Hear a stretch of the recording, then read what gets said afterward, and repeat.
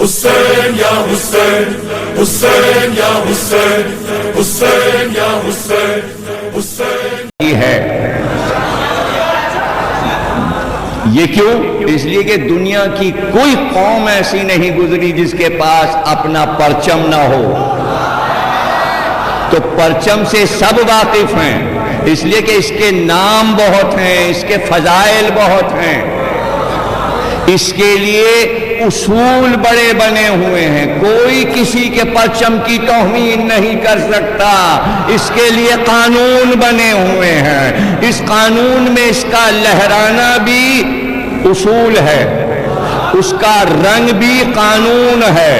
जब ये लहराया जाता है तो तराना जरूरी है, जब तराना होता है तो अदब से खड़े होते हैं।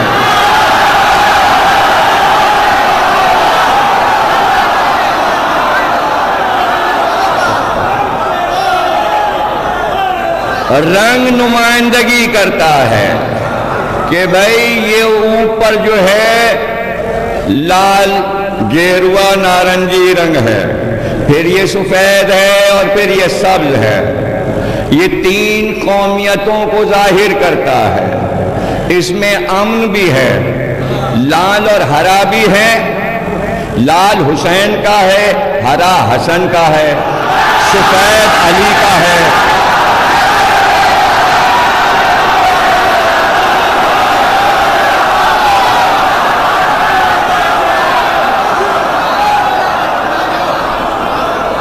लाल रंग हुसैन का है, सब्ज इमाम हसन का है, सफेद हजरत अली का रंग है, और बीच में चरखा है। चरखा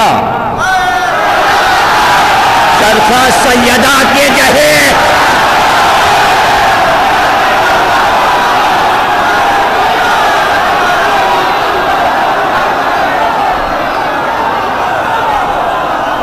और जब लहराता है 15 अगस्त को या 26 जनवरी को,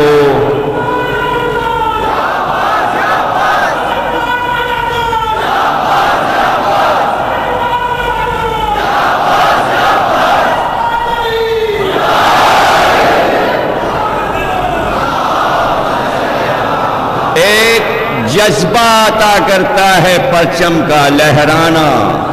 जब परचम लहराता है तो सारी कौमें मिलकर एक आवाज में कहती हैं, जन गण मन अधिनायक जय है। भारत भाग्य विधाता, पंजाब सिंध गुजरात मराठा द्राविड़ उत्कल वंगा, विंध्य हिमाचल यमुना गंगा उत्छल जल तिरंगा। तब शुभ नामे जागे, तब शुभ आशीष मांगे, गाए तब जय गाथा, जय है जय है जय है, जय जय जय जय जय जय। ये जय क्या है? ये अमरे इलाही का ऐलान है।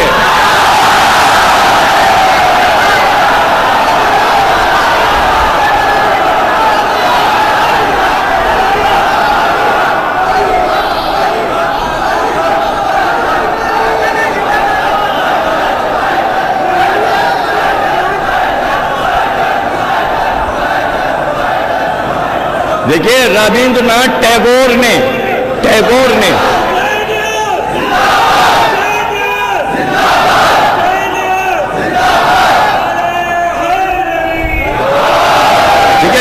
ने यह तराना जो लिखा तो बताया कि सारी कौमों को एक परचम के नीचे जमा हो जाना चाहिए, परचम मजबूत हो, उसकी नुमाइंदगी में पता हो कि चरखा क्या है, रंग क्या है, लहराना क्या है और लफ्ज़ियात क्या है।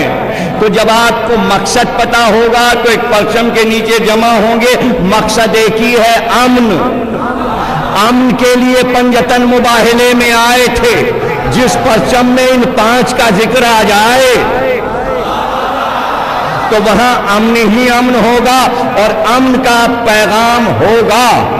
तो जहां पर टैगोर ने यह बात कही कि सारी कौमें आ जाएं, इसका मतलब यह है कि इंसान जागे। इसी को जोश ने कहा, इंसान को बेदार तो हो लेने दो।